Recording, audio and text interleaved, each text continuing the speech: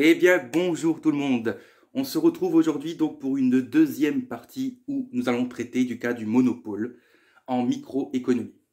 J'avais déjà fait une première partie, dont le lien est en description, où je traitais, on va dire, les bases du monopole. On parlait de maximisation du profit. La vidéo dure assez longtemps, elle dure à peu près 50 minutes. Et on avait traité, on avait vraiment décortiqué, on avait repris vraiment les bases, le tout début, et on avait voilà, tout justifié, tout étudié concernant la maximisation du profit dans un cas de monopole. J'avais parlé dans cette première partie, alors donc oui, je le dis, petite parenthèse, je vous conseille fortement, avant de regarder cette vidéo, si vous ne maîtrisez pas la partie sur la maximisation du profit, allez voir la vidéo. Parce que je ne vais pas reprendre ce que j'ai déjà dit dans la première vidéo. Pour moi, c'est acquis. Et dans cette partie, dans cette première vidéo, je parlais à un moment donné du fait que le monopole était inefficace par rapport à la concurrence pure et parfaite.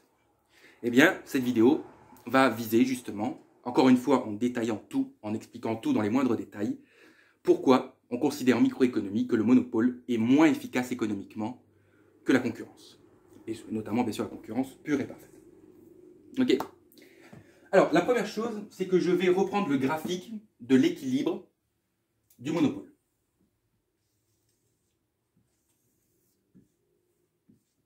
Donc nous avons les prix en ordonnée, les quantités en abscisse. Nous avons une fonction de demande qui est décroissante, je vous le rappelle.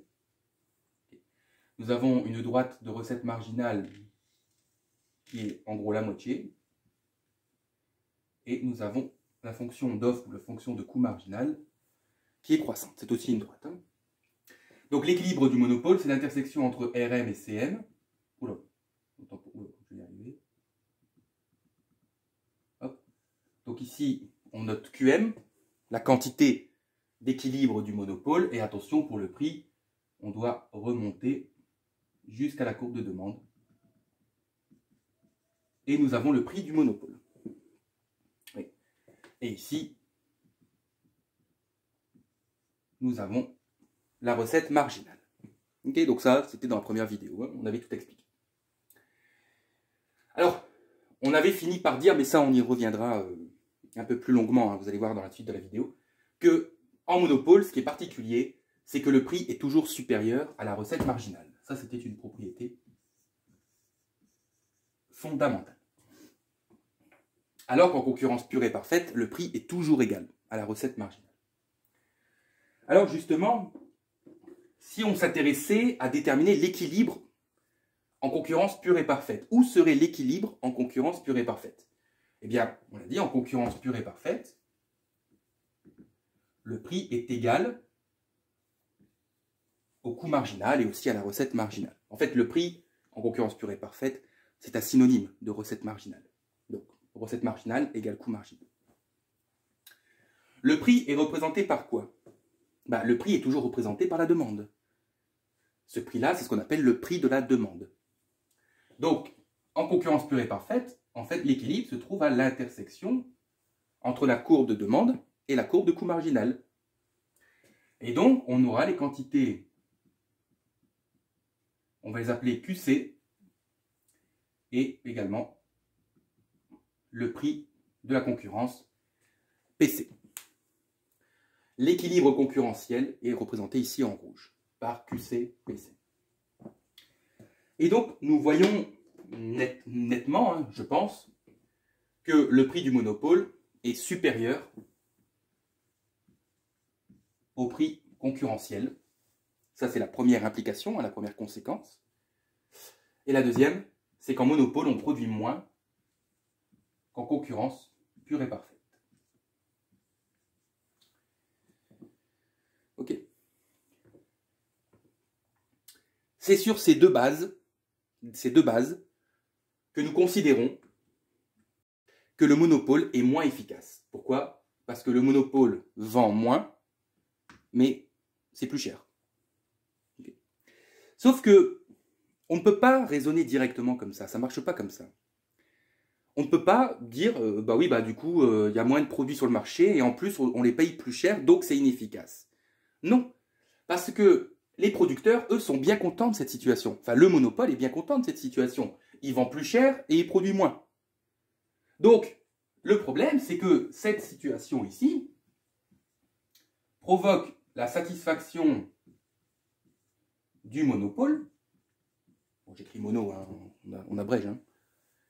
Donc, provoque la satisfaction du monopole, mais provoque, je vous l'accorde, l'insatisfaction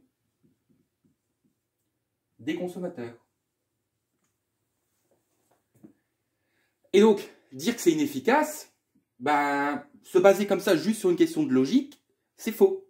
C'est une erreur. Parce qu'à partir du moment où une partie est satisfaite d'une situation et une autre partie n'est pas satisfaite, on ne peut pas en conclure que c'est quelque chose d'inefficace. C'est peut-être inefficace pour nous les consommateurs, mais c'est efficace pour le monopole.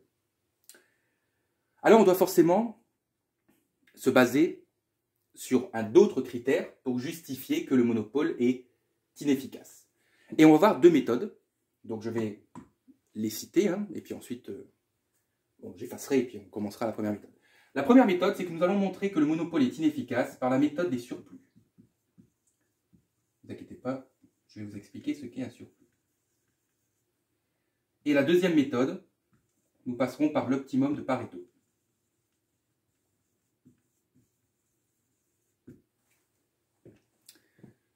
Okay. Et on verra dans une troisième partie, je vais d'ailleurs tout de suite le dire, on s'intéressera au lien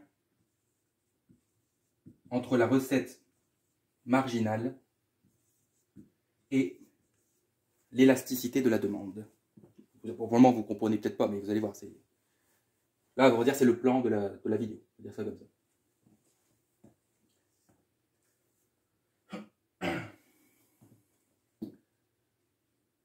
Alors, ce graphique, on le gardera toujours sous les yeux tout au long de l'exercice.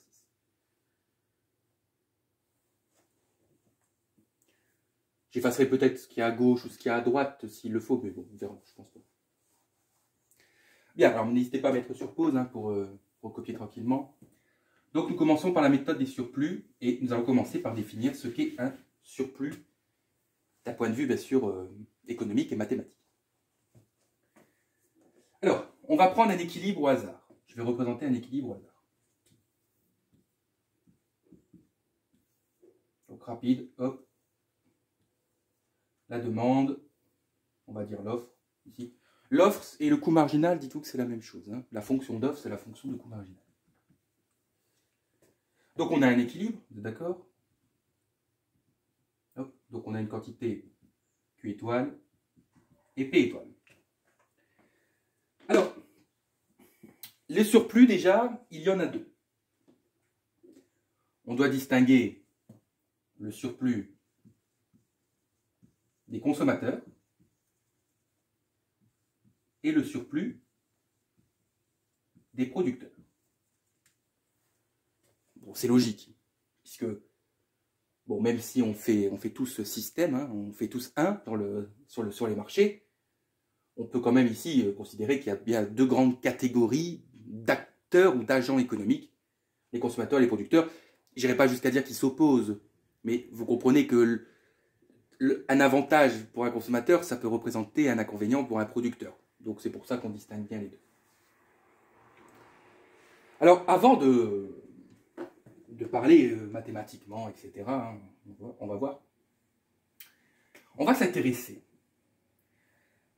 On va se poser une question, mais qu'est-ce que ça représente finalement ces fonctions d'offre et de demande? C'est-à-dire que, c'est quoi ça, ce que je mets en rouge là? Je vais prendre cette partie-là uniquement.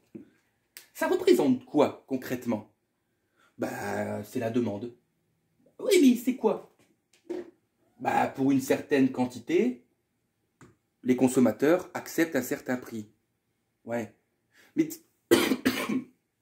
pardon, je suis un petit peu malade. Mais c'est quoi ce prix? Il est comment? Comment dire? Chaque consommateur décide du prix qu'il veut. Chaque consommateur se dit moi c'est autant, moi c'est autant. Bah oui. Chaque consommateur se fixe un prix. Mais retenez bien une chose. Les prix qui se trouvent sur les droites, enfin sur la droite de la demande, concentrez-vous uniquement sur la demande, ce sont les prix maximum, oui, on va dire plutôt ça, ce sont les prix maximum que les consommateurs sont prêts à payer pour acheter une certaine quantité de marchandises. Donc, les prix qui sont représentés sur la droite de la demande, ce n'est pas des prix aléatoires. Ce sont des prix maximum. C'est-à-dire que le consommateur alpha, il est prêt au maximum à payer allez, 4 euros, voilà, ça fait peut-être cher, 2 euros sa tablette de chocolat. Au maximum. Il ne dépassera jamais les 2 euros. Bien sûr, il est prêt à en acheter si c'est moins cher. Ça, c'est sûr. Donc, retenez bien ici que pour la demande, nous avons des prix maximum. Je crois que j'ai fait un N. Voilà. Bien.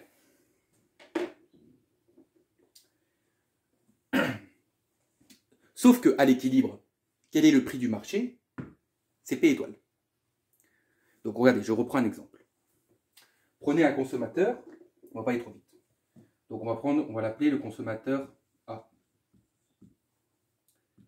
Lui, donc si on regarde sur la droite de la demande, le P max, donc par exemple pour cette quantité-là, regardez bien, pour cette quantité-là, je referai un graphique pour l'offre s'il faut, c'est pas grave. Donc pour cette quantité-là, il est prêt à payer au maximum ce prix-là. On va l'appeler PA. Donc lui, si vous lui proposez, je sais pas, X tablettes de chocolat, au maximum, il est prêt à payer 2 euros. Donc PA, on va dire, est égal à 2. Ok, 2 euros. C'est le prix maximum. Mais il ne paiera pas à 2 euros, puisque le prix d'équilibre, on va dire par exemple, je ne sais pas moi, il est de 1 euro.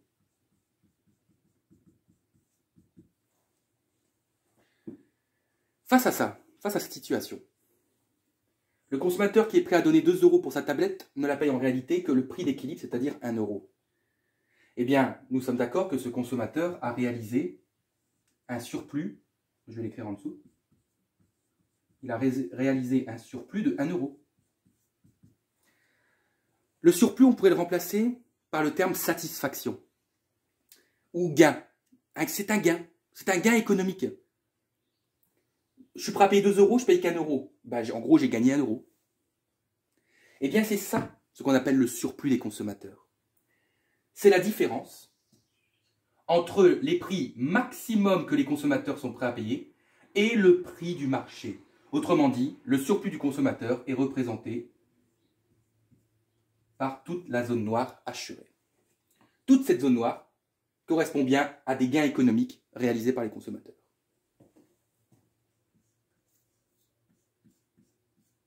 Alors, la notation du surplus, on le note avec vous pouvez noter qu'un S majuscule et avec un C comme ça. Hein. Je le noterai comme ça, surplus des consommateurs. Je pense que vous avez presque peut-être déjà une petite idée de ce que sera le surplus des producteurs. Alors, pour le producteur, bon, je pense qu'on peut rester sur le même graphique, c'est encore visible. Hein. Je vais juste, oui, mettez sur pause, je vais juste effacer ça.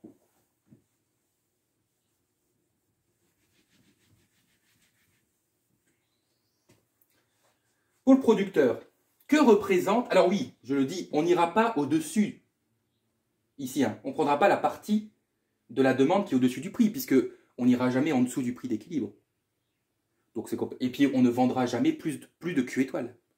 Donc cette partie-là, là, vous savez, une fois qu'on a déterminé l'équilibre, vous savez très bien que cette partie-là, là, à droite de l'équilibre, n'a plus aucun intérêt pour nous, hein, puisque cette partie, elle est complètement fictive, elle n'existe pas, et n'existera jamais.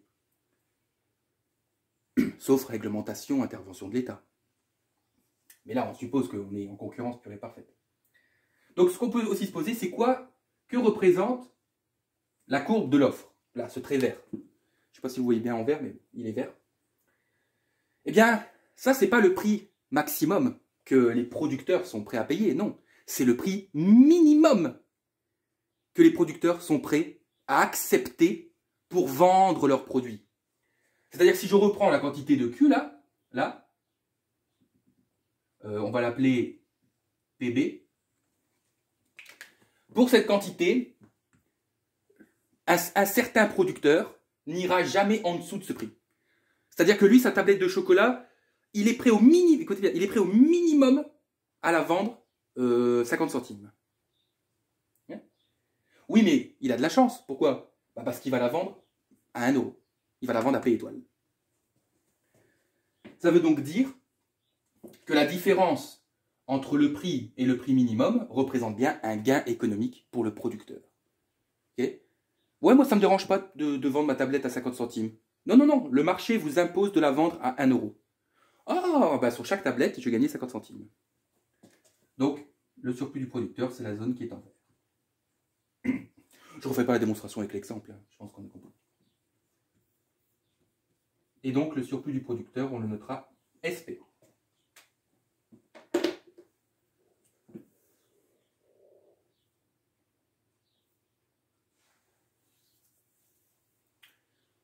Donc, on va garder les mêmes couleurs pour ici l'équilibre du monopole.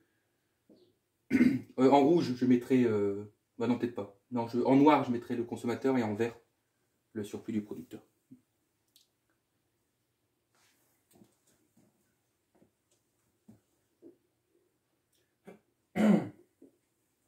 Bien. On va donc assurer... Alors, on va comparer. Oui, oui. Bon. On va comparer le cas de la concurrence, parce qu'on doit comparer en fait. On va comparer donc le cas de la concurrence pure et parfaite et le cas du monopole. On va commencer par la concurrence pure et parfaite. Bah, en fait, la concurrence pure et parfaite, c'est ce graphique. Autrement dit, identifier le surplus du consommateur. Donc, vous identifiez la courbe de la demande hein, jusqu'au prix de concurrence. Ici. Comme j'ai fait ici. Pardon. Donc, vous avez ici l'ensemble des prix maximum. Là, vous avez le prix d'équilibre. Donc, oui, bon, je mets quand même en rouge pour la concurrence, parce que j'ai mis les coordonnées en rouge. Donc, le surplus du consommateur en concurrence, ce sera la zone rouge assurée.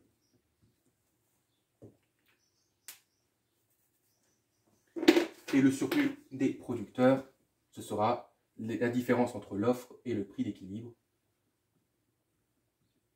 la zone verte. Bon, donc en concurrence, tout va bien. Tout le monde est content. C'est ça, non, il faut l'interpréter comme ça. Tout le monde est content en concurrence. Alors, en bleu, je vais faire du mieux possible pour vous expliquer. Quel est le surplus, les surplus du consommateur et du producteur dans une situation de monopole? Eh bien, on doit identifier ici le prix du monopole. Il est là. Suivez bien. Hein, donc le prix du monopole est ici. Le prix maximum est toujours en rouge. Mais le problème, c'est que je dois m'arrêter au prix du monopole. Hein? Puisque donc, cette partie-là là, que vous voyez, ce sont les prix maximums que les consommateurs sont prêts à payer, mais ils paieront le prix du monopole. Donc le surplus du consommateur en monopole, il s'identifie uniquement à la petite zone bleue. Ok? Le petit triangle rectangle que vous voyez.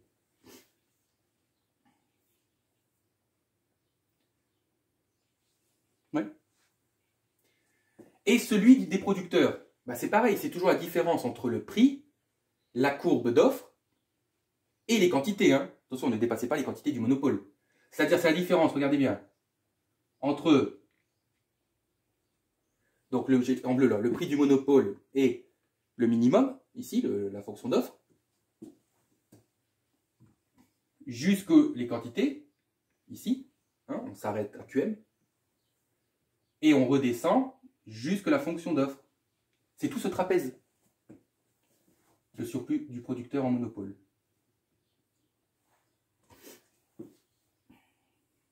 Oui. Hein, donc c'est l'écart entre le prix d'équilibre, donc le prix du monopole, la fonction d'offre, jusqu'aux quantités d'équilibre. Ici, les quantités du monopole. Eh bien, normalement, vous devez voir qu'il y a toute une partie, dans le cas du monopole, qu'on ne retrouve pas. Toute cette partie de surplus, là, ce triangle, que je vais colorier en noir, pour que vous puissiez bien le voir. Hein. Pour vous, faites le mieux, hein, avec des crayons de couleur, tout ce que vous voulez. Voilà. Toute cette partie noire, c'est une partie de surplus qu'on ne retrouve pas dans le cas du monopole. Et, par contre, cette partie, on l'a en concurrence pure et parfaite. Donc cette partie en noir, c'est un surplus qui est inexistant dans le cas du monopole, mais on va dire présent en concurrence pure et parfaite. Nous avons bien prouvé que le monopole était moins efficace en termes de surplus, en termes de gains économiques, en termes de satisfaction par rapport à la situation de concurrence pure et parfaite. Donc en monopole, nous avons une perte de surplus.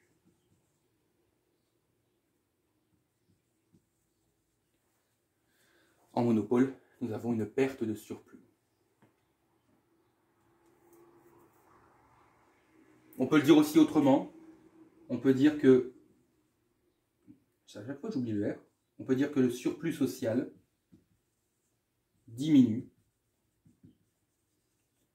en monopole. Okay. Le surplus social diminue en monopole. Le surplus social, oui, notez-le rapidement si vous voulez. Le surplus social, ce qu'on appelle le surplus social, ce n'est rien d'autre que la somme des surplus. Donc c'est le surplus du consommateur plus le surplus du producteur. Vous pouvez l'appeler le surplus total aussi. Eh bien, cette perte de surplus porte un nom. Nous appelons ça la charge morte. Oui, je sais que c'est pas très gai comme terme, mais on appelle ça la charge morte du monopole.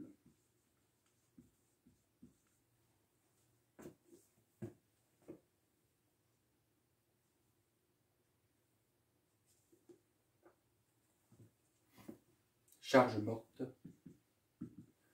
du monopole.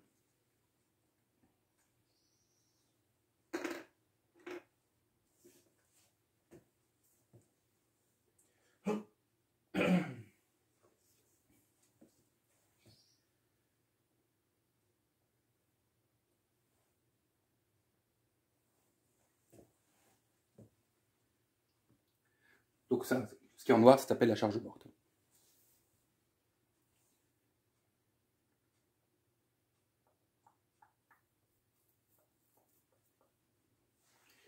Bien, alors mettez sur pause pour recopier, hein, avant que j'efface. On va juste passer aux formules. Et pour les formules, je vais vous donner les formules les plus simples, les plus élémentaires. Parce que là, nous travaillons avec des droites. Nous avons, j'ai envie de dire, presque de la chance de travailler avec des droites, parce que ça facilite les choses. Avec des droites, on retrouve des triangles rectangles, oui, des choses comme ça, des formes géométriques qui sont faciles à traiter. Bon, avec des courbes, c'est plus compliqué. Donc là c'est vraiment une vidéo de base. Donc, je vais vous donner les formules de base. Et on va partir, bien sûr, d'un cas de concurrence pure et parfaite. Bien.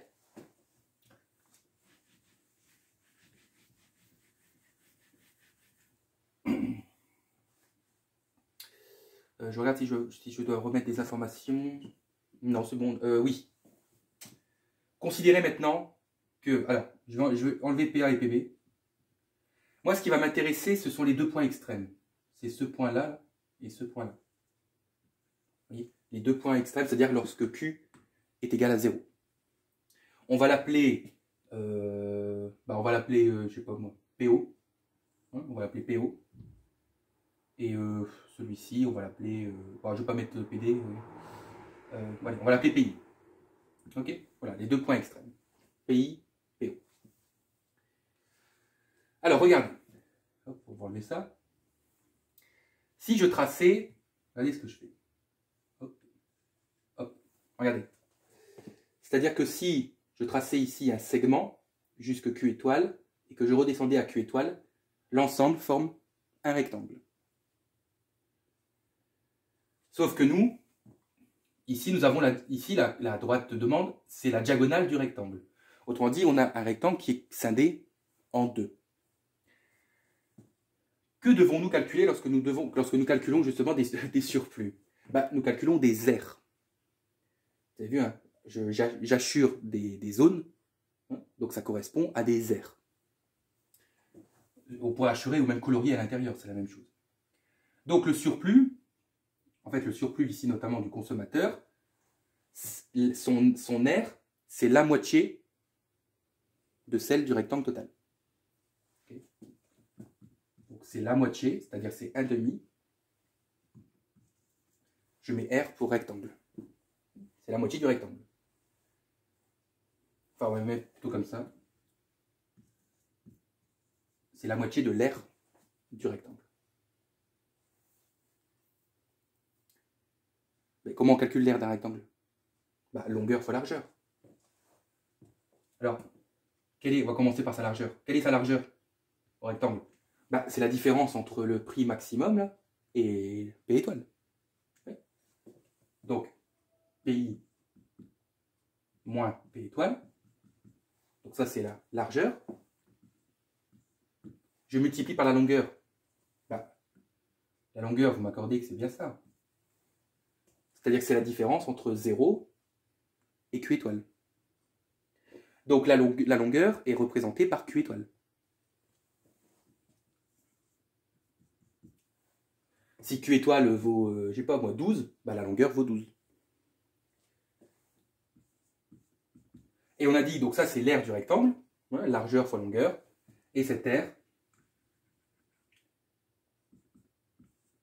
nous devons la diviser par 2. Voilà la formule du surplus du consommateur. Vous avez besoin du prix là, lorsque Q est égal à 0, le prix de la demande, le prix d'équilibre et la quantité d'équilibre. C'est tout. Parce qu'encore une fois, nous sommes dans le cas de droite. Si on avait des courbes, on devrait passer par des intégrales. Puisque l'aire sous une fonction, c'est une intégrale. Mais je sais pas, il faudrait que vous fassiez peut-être du master pour le voir, ça, je pense. Ok? Alors, surplus du producteur, je vais le mettre là-bas. Bah, ça va être pareil. Hein. On remarque facilement que ici, on retrouve aussi un rectangle. Donc, l'aire qui est en vert, ici, hein, le surplus du producteur, ce sera la moitié aussi de l'aire du rectangle.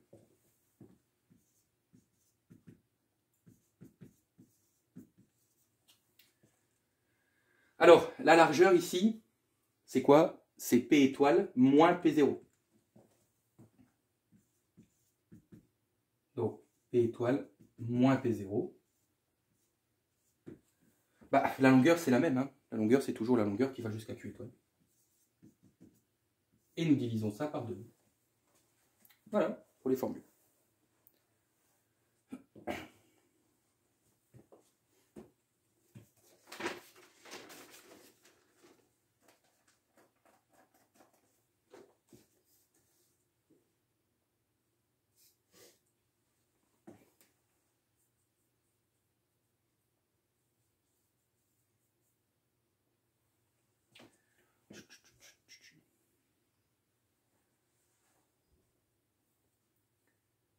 Bien. Bon, j'étais sur pause. Alors là, j'efface tout et je vais refaire un graphique. Là, je suis obligé de mettre du nettoyant parce que sinon, ça s'effacera jamais.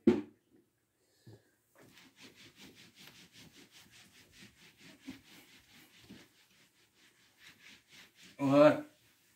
Hop. Tableau tout neuf. Alors, on va refaire le graphique de l'équilibre du monopole.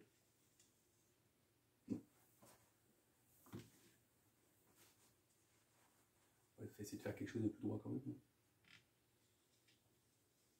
Voilà.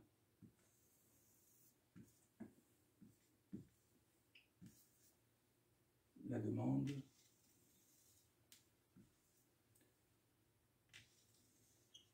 La recette marginale. Le coût marginal. QM.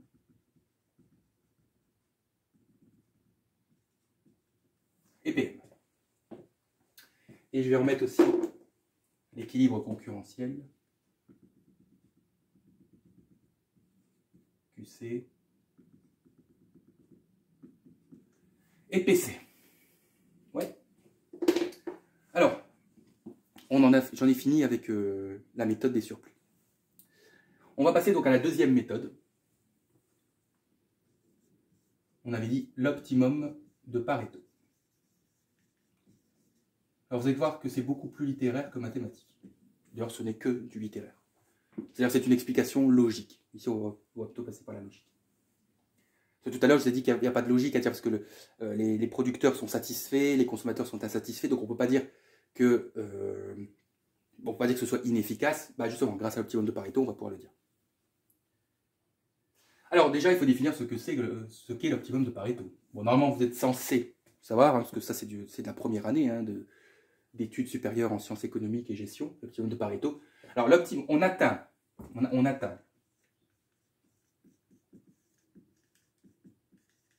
un optimum de Pareto, bon, je note comme ça, hein, OP.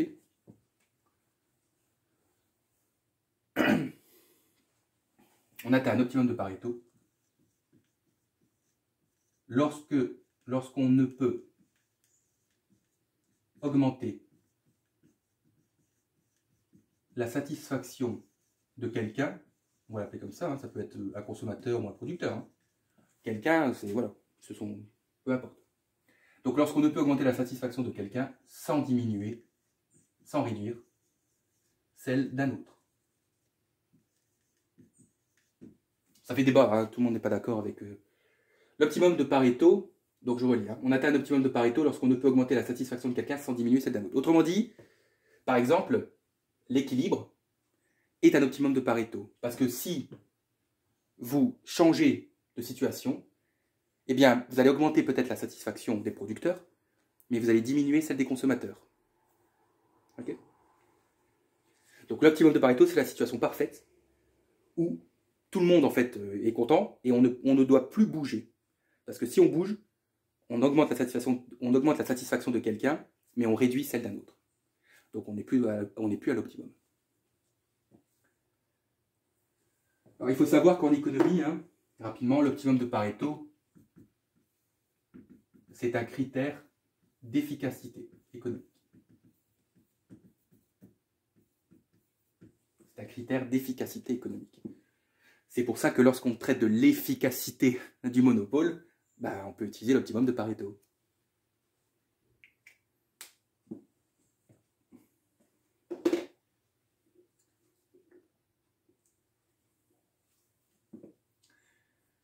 La question qu'on va se poser,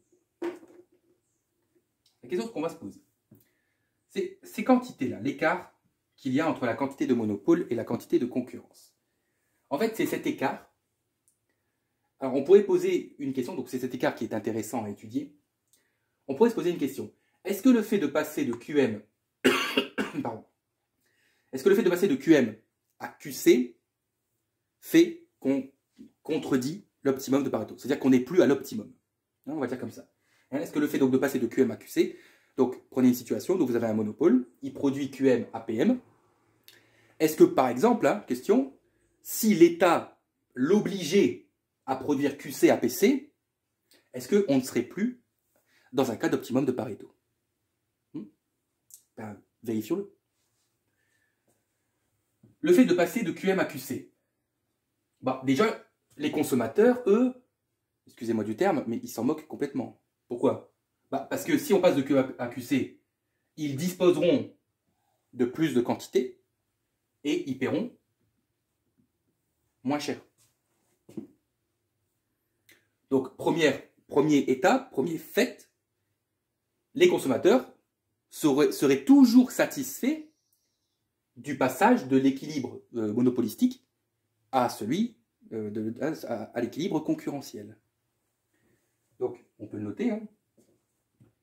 Donc, les consommateurs seraient satisfaits du passage de QM à QC. Et donc le passage de PM à PC. Ouais. Vous avez plus de tablettes de chocolat et vous les payez moins cher. On peut dire aussi, autrement, le surplus des consommateurs augmenterait.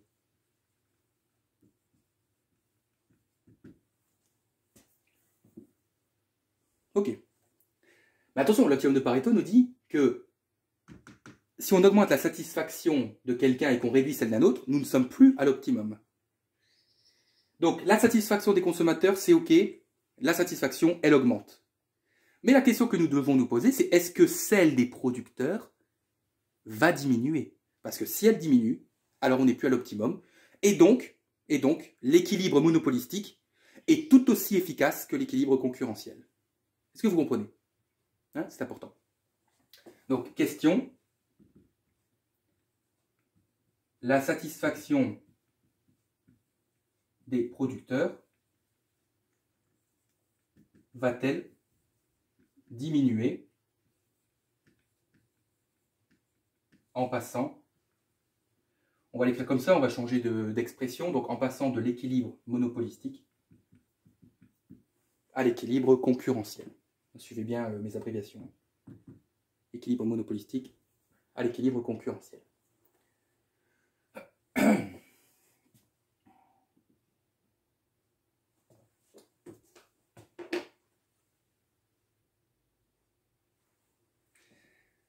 Alors,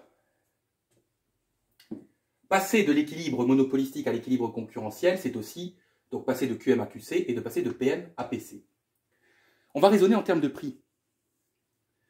Est-ce que le passage de PM à PC va impacter les producteurs? Eh bien, absolument pas. Pourquoi?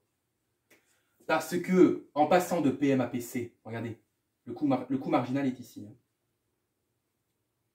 Vous savez, en microéconomie, ça vous devez le savoir, hein, lorsque le prix est supérieur au coût marginal, les profits continuent d'augmenter. On n'a pas dit que les profits étaient maximum, hein, étaient maximisés. Mais tout ce qu'on sait, c'est que si le prix est supérieur au coût marginal, les profits augmentent. Et bien regardez, si on oblige le monopoleur à passer de PM à PC, ben on s'en fout. Parce que son prix, il reste supérieur au coût marginal. C'est-à-dire que le monopoleur, il ne peut pas se plaindre de diminuer son prix, puisque en diminuant son prix reste supérieur au coût marginal. Et donc, ses profits continuent d'augmenter. Donc, sa satisfaction n'est pas impactée par le passage de l'équilibre monopolistique à l'équilibre concurrentiel. Je vais noter hein, tout ça après, mais je veux juste que vous compreniez la chose. Vous comprenez? Tant qu'on est au-dessus du coût marginal, c'est pour ça que l'équilibre se trouve lorsque le prix est égal au coût marginal. Parce que lorsque le prix est égal au coût marginal, les profits n'augmentent plus, ils sont maximisés. Donc, on peut passer de PM à PC, tant que ça ne pose pas de problème, puisque le prix reste supérieur au coût marginal. Ouais. Donc, mettez sur pause hein, pour ceux qui n'ont pas encore recopié ce qui est en bleu.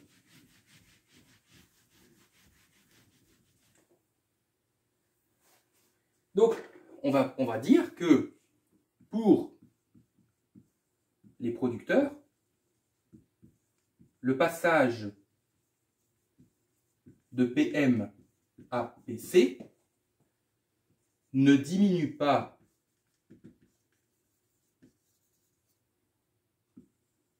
leur satisfaction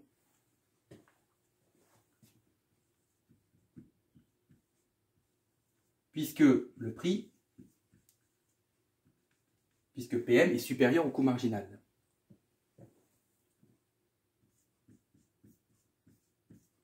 Bon, c'est une vidéo récapitulative, hein, donc je mets des abréviations. Donc ça veut dire que le profit augmente. Ça veut donc dire que le passage... Donc la conclusion c'est quoi? Eh bien, vous avez vu pourquoi l'équilibre concurrentiel est un optimum de Pareto. Le fait de passer de l'équilibre monopolistique à un équilibre concurrentiel, c'est un optimum de Pareto, parce que le passage, personne n'est contrarié par ce passage. Les consommateurs sont contents et les producteurs, ça ne les impacte pas, ils continuent à augmenter leurs profits. Donc le passage de l'équilibre monopolistique à l'équilibre concurrentiel est un optimum de Pareto.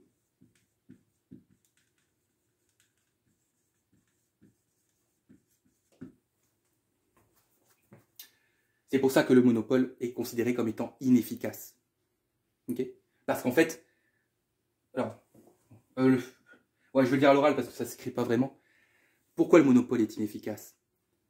Parce qu'on peut faire mieux que lui, tout en augmentant la satisfaction de tout le monde. Vous comprenez?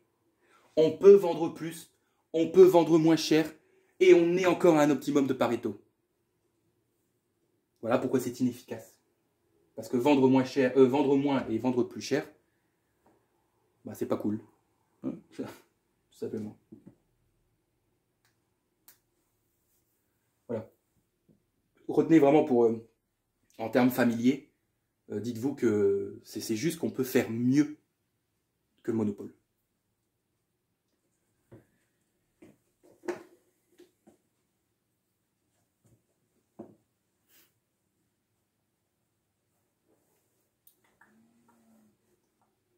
Bien. Bon, ne soyez pas surpris par cette petite coupure, hein, j'ai tout effacé pour poursuivre. Hein. Donc là, on va aborder le troisième point. Donc j'avais appelé ça le lien entre la recette marginale et l'élasticité, mais vous allez voir que d'abord, on va devoir dire plusieurs choses. La question qu'on peut se poser, alors si vous avez le graphique sous les yeux, vous voyez qu'il y a un écart entre la quantité du monopole et la quantité de la concurrence pure et parfaite. Oui. La question qu'on peut se poser, c'est est-ce que cet écart peut être plus ou moins grand? On va prendre deux cas.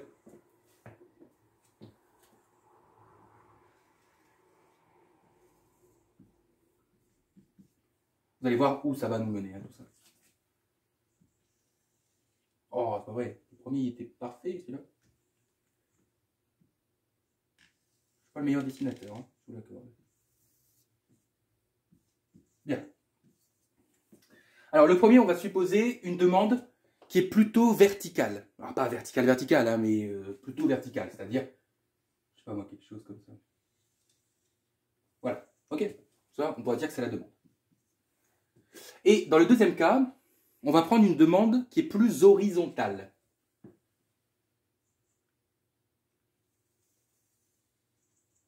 Voilà. Bien. Et puis on va tout reproduire, c'est-à-dire le coût marginal et la recette marginale pour déterminer l'équilibre du monopole et l'équilibre concurrentiel. Faites-le en même temps que moi, si vous voulez. Donc là, on aura la recette marginale. Okay. Le coût... Alors, c'est parce qu'il faut absolument que je fasse le même coût marginal. Voilà, on va le supposer comme ça. Donc ici, la recette marginale, elle va venir à peu près ici. Voilà. Et le coût marginal... Alors, attendez. Hein.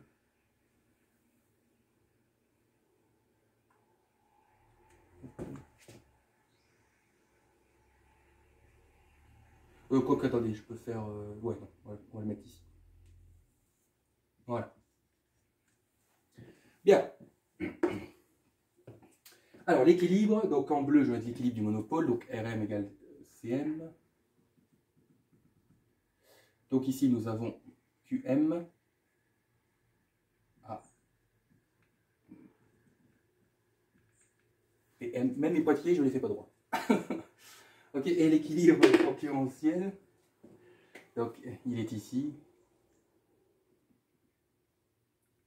Donc on aura donc PC et QC. Ici, donc on sera là. On sera ici. Donc là, on aura QM et M. Et ici, on aura QC et PC. Bien. Bon, normalement, c'est parce que j'aurais dû faire le même coût marginal. Donc, ne me grondez pas par rapport à mes conclusions. Mes conclusions seront bonnes. Mais ça se voit peut-être difficilement pour certains. Mais on le voit quand même un petit peu, vous allez voir. Enfin, pour les prix, je pense qu'on le voit clairement. Hein. Alors, la première chose à commenter, à dire, c'est de caractériser les fonctions de demande. Ici, je vous ai dit que j'ai fait une demande qui était plutôt verticale. Lorsque la demande est verticale, que dit-on de son élasticité? On dit que l'élasticité est faible. Donc ici, l'élasticité de la demande est faible.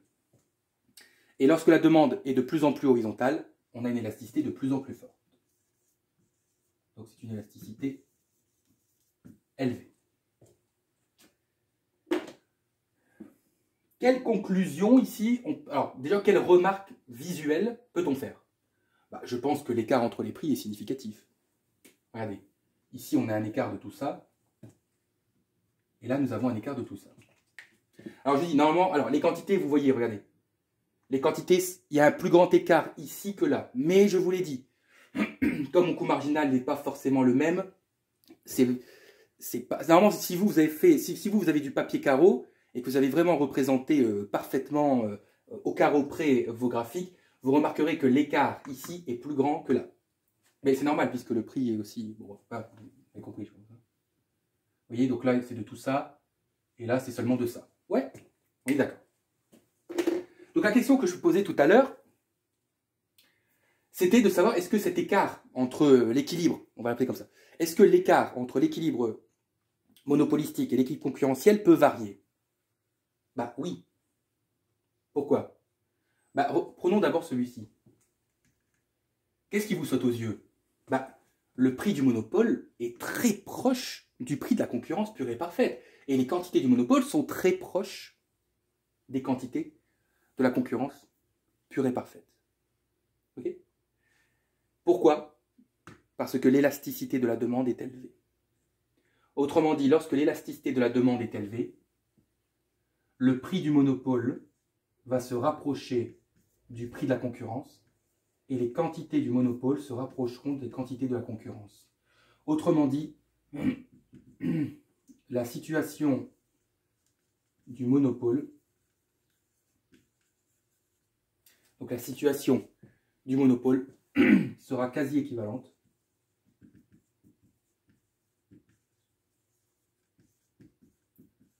à celle de la concurrence pure et parfaite. Et je vais encore le dire autrement pendant que vous êtes en train d'écrire. Ça veut dire que plus la demande est élastique et plus un marché monopolistique deviendra semblable à un marché concurrentiel. Donc, dit encore autrement, plus la demande est élastique et plus un monopole ressemble à une situation de concurrence pure et parfaite. C'est-à-dire que le marché monopolistique se comporte comme un marché concurrentiel. Vous comprenez?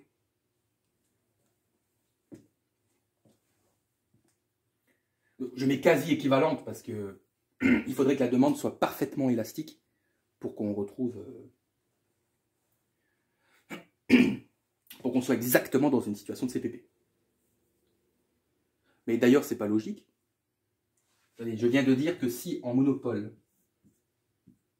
la demande était parfaitement horizontale, c'est-à-dire parfaitement élastique, là, on serait exactement, c'est-à-dire que le monopole serait l'équivalent de la concurrence. C'est logique, puisqu'en concurrence pure et parfaite, la demande est horizontale. Ça, c'est une demande de la concurrence pure et parfaite. Regardez vos cours, vous verrez qu'en CPP, la demande est toujours horizontale. Donc c'est tout à fait normal que le marché du monopole serait un marché concurrentiel. Bon là, je pense que vous l'avez compris. Plus la demande est inélastique,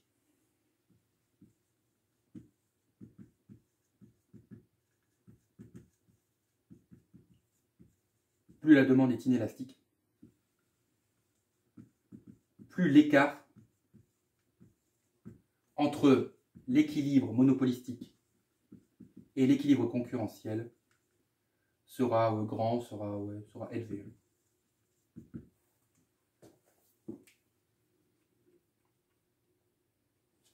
C'est-à-dire que le marché du monopole s'éloigne de celui de la CPP.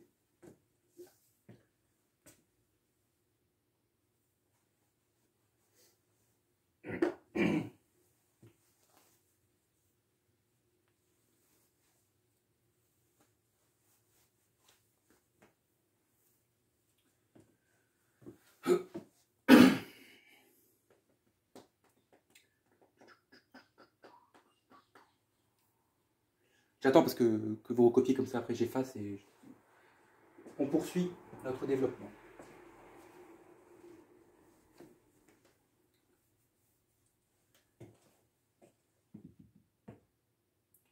Bien, mettez sur pause.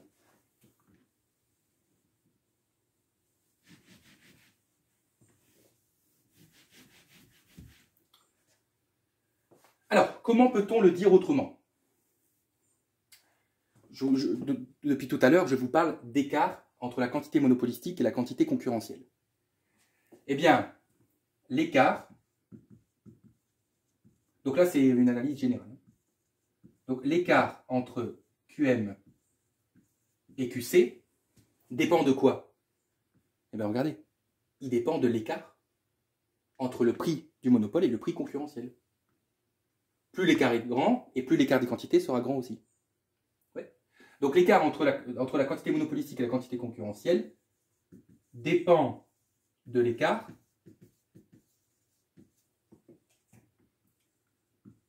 entre le prix monopolistique et le prix concurrentiel, qui dépend lui-même, on l'a dit depuis le début, qui dépend lui-même de quoi? De l'élasticité de la demande. Là, c'est la conclusion hein, que je suis en train de vous donner.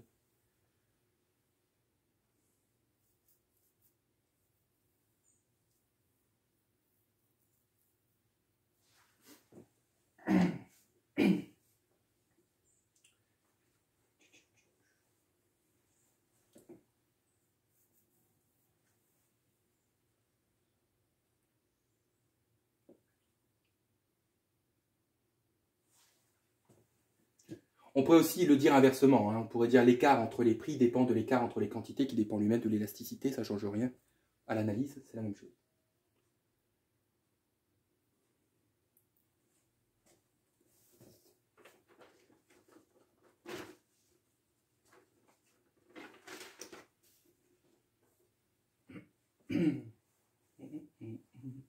Alors, mettez sur pause pour recopier. Bien.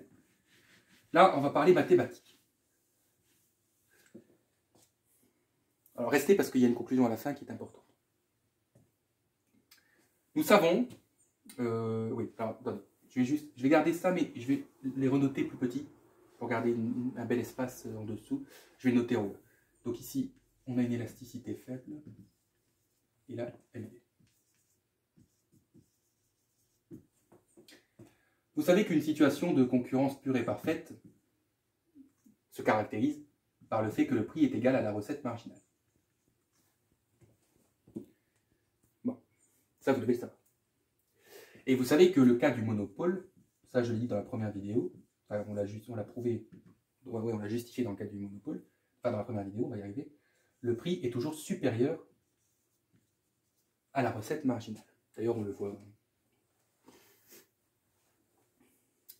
Alors, regardez pourquoi je vous dis tout ça.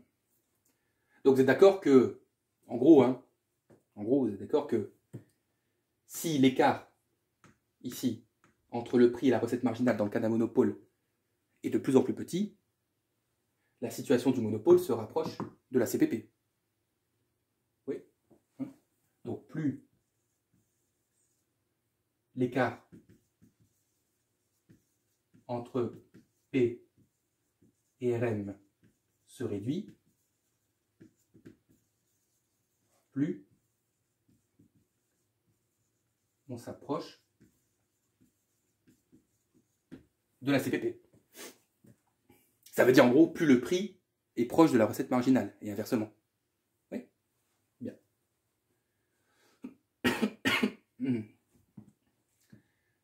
Alors, posons la formule de l'élasticité. L'élasticité, c'est quoi? On sait que c'est la variation des quantités sur les quantités divisée par la variation du prix sur le prix. Ça, vous devez le savoir.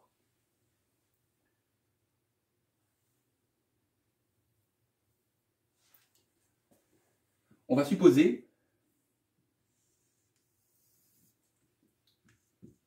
donc supposons que les quantités varient de 1 unité. Oui. Parce que ça ne sert à rien de prendre une variation infinie. On va prendre... Ici, c'est un exemple pour vous montrer ce que j'ai envie de vous montrer. Donc l'élasticité, on peut la réécrire, du coup, delta Q devient égal à 1. Donc 1 sur Q sur delta P sur P.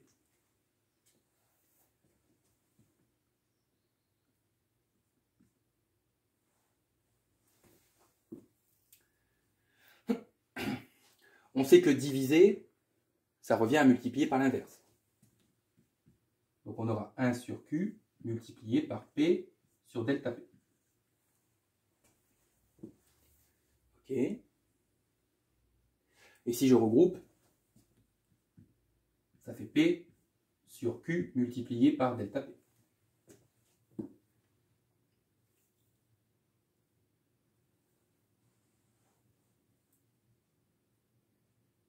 Bien. Donc je vais être obligé de, je vais effacer ça. Hein.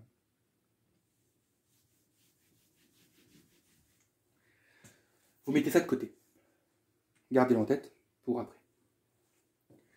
On va parler de la recette marginale. Je suis obligé hein, de tout détailler comme ça, c'est important. On va parler de la recette marginale. Vous savez, on a dit dans le cas, donc je répète, dans le cas d'un monopole, que le prix, je vais le remettre ici en petit, le prix est supérieur à la recette marginale.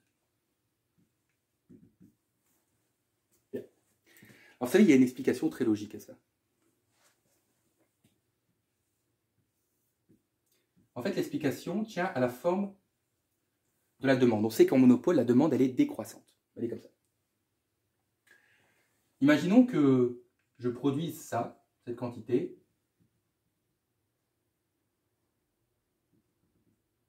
à ce prix. Ok. Et la question que je vais me poser, c'est si je produis une unité en plus.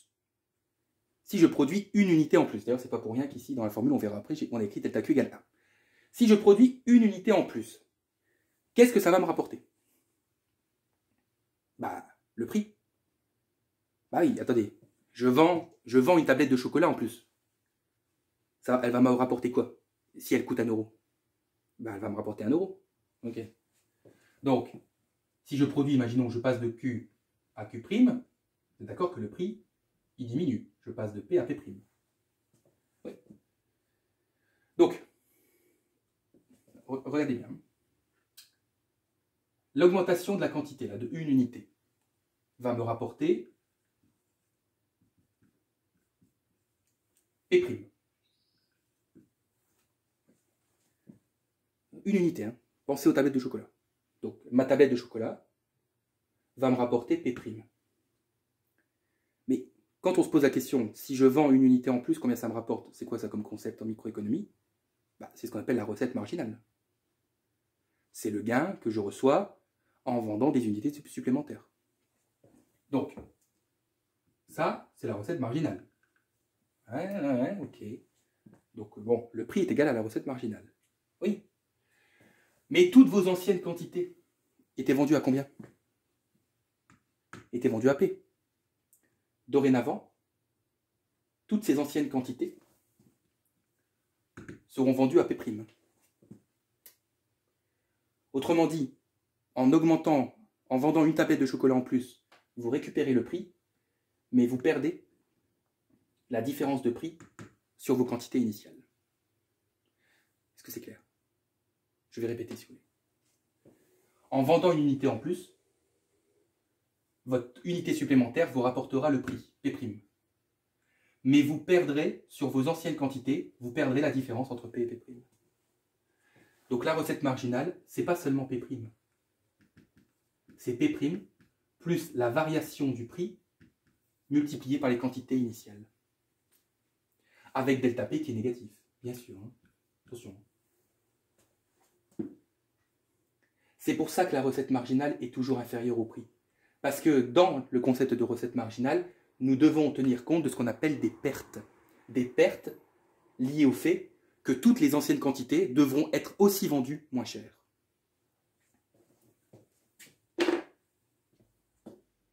Donc ça, ce sont des pertes. Donc vous avez compris maintenant ce concept. Eh oui, tout s'explique. Alors, là, bon, bah, je vais effacer les graphiques. Hein. Donc retenez bien une chose, plus l'élasticité est faible, plus on s'éloigne d'une situation de concurrence pure et parfaite. Et plus l'élasticité est élevée, et plus le marché ressemble à un marché de CPP. Je considère que ça, c'est inscrit dans dans vos esprits. Bien. Alors ici, P', on peut mettre P, il n'y a pas de souci. Mais bon, oubliez maintenant le graphique. Voilà, la formule, c'est la même chose. C'est le prix de l'unité supplémentaire plus la variation du prix. Alors, on va partir de ça. Donc, RM égale P plus delta P fois Q. Et je vais factoriser par P. Ça fait P facteur de quoi? Il reste 1 plus, et là, je dois écrire delta P fois Q sur P. Oui. Si vous n'êtes pas convaincu, bah, développez ça. Et vous allez retomber là-dessus. Ok. Moi, j'ai P sur Q delta P pour l'élasticité. Et là, j'ai delta PQ sur P. Vous voyez pas un truc? Ah oui. Ça, c'est l'inverse de ça. En fait, le numérateur et le dénominateur sont inversés. Donc, je peux réécrire P, facteur de 1, plus 1 sur ça.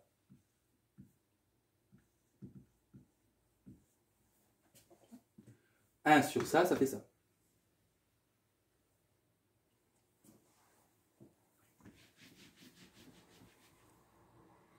Bah oui, mais ça, c'est quoi? Bah, c'est l'élasticité lorsque Q varie de 1. Bah, ça tombe bien, la recette marginale, elle nous donne la recette supplémentaire lorsque la quantité varie de 1.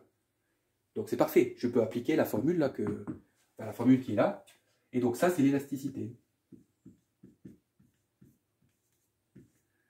Et voilà, la fameuse formule. La recette marginale est égale au prix multiplié par un coefficient qui est égal à 1 plus 1 sur l'élasticité.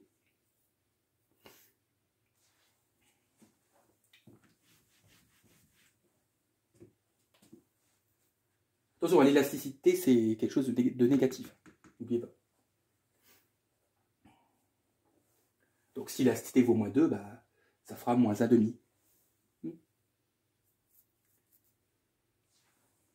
Alors justement, prenons le cas d'une élasticité qui est forte, une élasticité élevée. Qu'est-ce qui va se passer si l'élasticité est élevée? 1 divisé par l'élasticité. Ah, imaginez-vous, pensez un petit peu aux limites de fonction que vous travaillez en terminale. 1 divisé par un nombre très grand, ça fait 0. Donc, si l'élasticité est élevée, 1 sur E se rapproche de 0. Tend vers 0. Enfin, il faudrait une élasticité infinie pour que ça tende vers 0. Si ça tend vers 0, 1 plus 1 sur ça tend vers 1. Bon, je mets égal à 1. Okay. Sinon, ça fait beaucoup de flèches.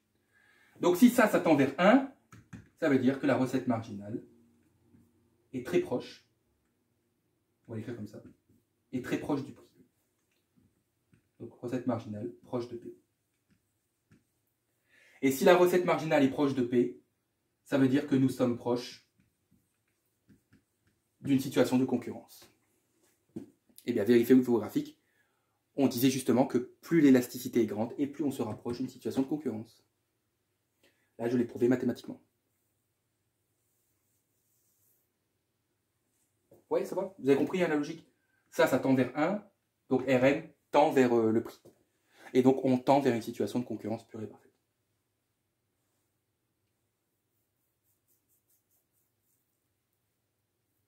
Bon, je pense que je n'ai pas besoin de vous faire le cas inverse si l'élasticité est faible. Plus on s'éloigne de la CPP.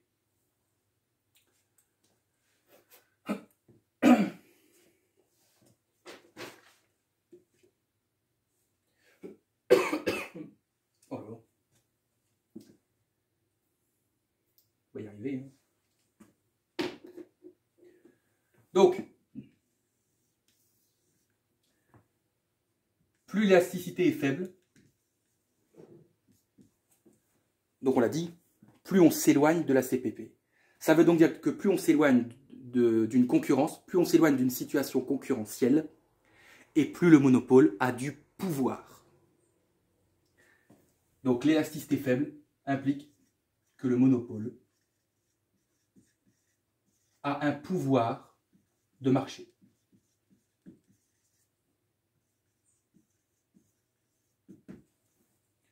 Parce que ça veut dire que son prix, il pourra être très éloigné du prix concurrentiel et sa quantité pourra être très éloignée de la quantité concurrentielle. Donc le monopôle a un pouvoir de marché. D'ailleurs, ne soyez pas surpris, on appelle ça le pouvoir du monopôle.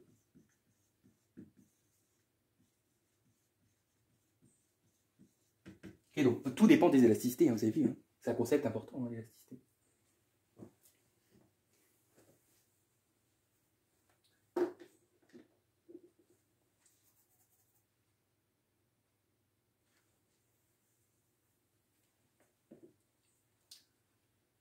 Alors, il y a mathématiquement un indice mathématique qui nous permet de déterminer ce pouvoir du monopôle. Ça ne change rien à la conclusion, c'est toujours lié aux élasticités, etc. Mais c'est juste une petite formule mathématique. Vous allez voir, je vais vous l'expliquer simplement. Donc j'efface là.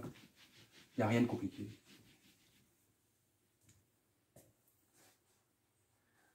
Donc le pouvoir du monopôle,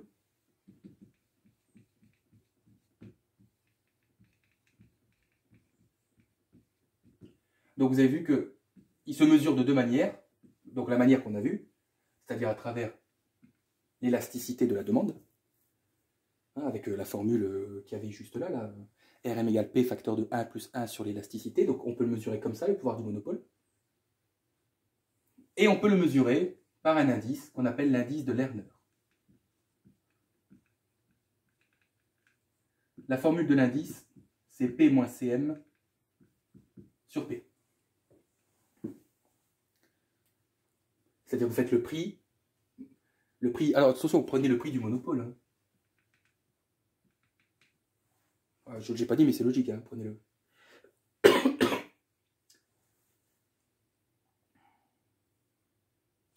Donc vous faites le prix moins le coût marginal divisé par le prix.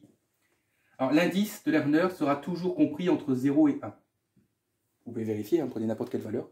Ça sera toujours compris entre 0 et 1.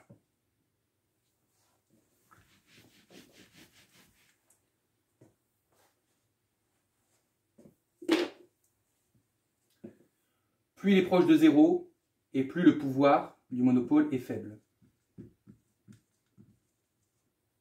Et plus il est proche de 1, plus le pouvoir du monopôle est élevé. Mais un pouvoir faible, ça implique, c'est pareil, une élasticité élevée. Hein. C'est la même chose. Et là, une élasticité qui est faible.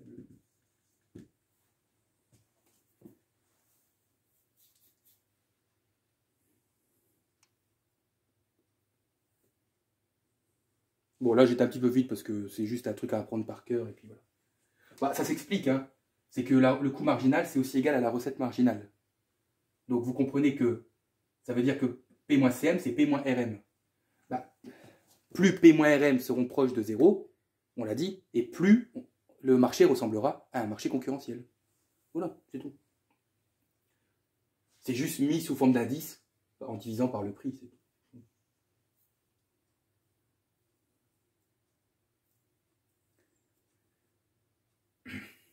Alors je sais que, pour ceux, peut-être parmi ceux qui regardent la vidéo, il y en a qui se poseraient peut-être la question, oui mais attendez monsieur, c'est bien beau vos formules mathématiques, ok, on a compris le sens mathématique, on a compris le sens graphique, mais est-ce qu'il n'y aurait pas un sens logique à ça?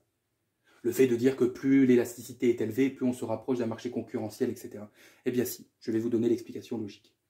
Ok, donc on a vu explication graphique, explication économique, explication mathématique, plutôt démonstration mathématique, et là on va plutôt parler d'explication logique. Alors vous allez voir, c'est rapide, hein, c'est la fin de la vidéo. Hein. C'est juste pour ceux qui veulent comprendre logiquement. Alors, donc une élasticité de la demande faible implique donc un marché avec un pouvoir de monopôle qui est élevé. Ok?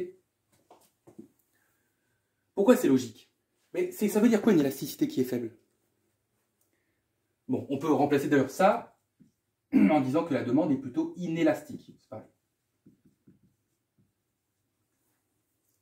Bah, une élasticité de la demande qui est faible, une demande inélastique, ça veut dire que si le prix, je vais l'écrire comme ça, si le prix augmente beaucoup, les quantités demandées, elles, vont très peu baisser.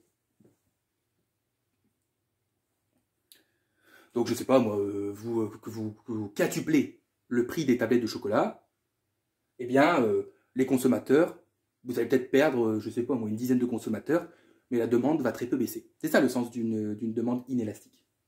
Bah, pourquoi c'est logique que le monopole a un pouvoir élevé? Bah, parce que ça veut dire qu'il peut agir facilement sur son prix sans que la demande soit impactée. Donc, il peut élever son prix sans qu'il y ait un grand changement de demande. Alors que quand l'élasticité de la demande est élevée, d'ailleurs, j'oublie, ouais. Quand l'élasticité de la demande, je crois à chaque fois j'ai oublié le EE, hein. Vous savez que c'est féminin. Quand l'élasticité de la demande est élevée, ça implique, je l'écris comme ça parce que vous avez compris, qu'on se rapproche de la CPP. Pourquoi? Bah parce que essayer d'augmenter un tout petit peu le prix et tous les consommateurs fuient. Parce que lorsque l'élasticité est élevée, il suffit que vous augmentez un tout petit peu le prix et la demande diminue fortement. Ça veut dire que si le monopole prend le risque d'augmenter un petit peu trop son prix, les consommateurs fuient du marché et vont vers des marchés qu'on qualifie de substituables. Okay, bah, c'est par exemple le cas du tablette de chocolat. Enfin, attendez, peut-être pas le tablette de chocolat. Bah, les glaces, par exemple, vous prenez un type de glace. Voilà, vous prenez une marque de glace.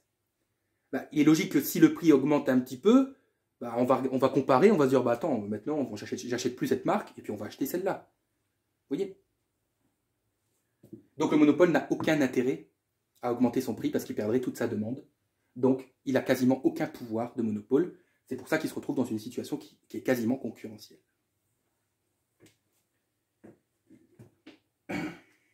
Bon, j'espère que c'est clair.